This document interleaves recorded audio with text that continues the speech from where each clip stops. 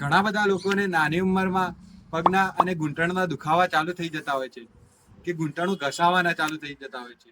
તો આનું મુખ્ય કારણ છે આજકાલના રિફાઇન્ડ ઓઇલ. રિફાઇન્ડ ઓઇલ એટલે શું? કે જેની અંદર સ્મેલ ના હોય અને જેની અંદર ચીકણાહટ ના હોય.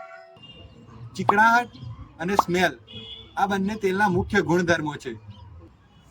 આ ગુણો જો શરીરમાં પૂરતા પ્રમાણમાં ન મળે તો ઘૂંટણના દુખાવા, કમરના દુખાવા કે ઘૂંટણના ઘસારા થતા હોય છે. આ બધા દુખાવાનું મુખ્ય કારણ છે આજકાલના રિફાઇન્ડ ઓઇલ. અમારા ગુરુ મહેન્દ્ર સરવૈયા સર એવું કહે છે કે આજકાલના લોકો તેલ બદલવા તૈયાર નથી, પણ ઘૂંટણ બદલવા તૈયાર થઈ જાય છે. તો ખાવાની અંદર કયા તેલનો ઉપયોગ કરવો જોઈએ?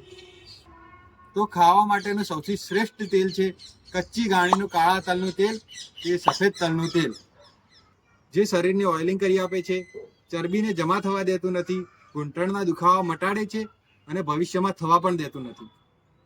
તો ખાવાની અંદર કચ્ચી ઘાણીનું કાળા તલનું તેલ અને સફેદ તલના તેલનો ઉપયોગ કરવો જોઈએ. વધુ માહિતી માટે અમારો સંપર્ક કરો કે વધુ માહિતી માટે અમારી જોડે જોડાયેલા રહો. લોક સમસ્ત સુખીનો ભવંતુ. જય દેવ.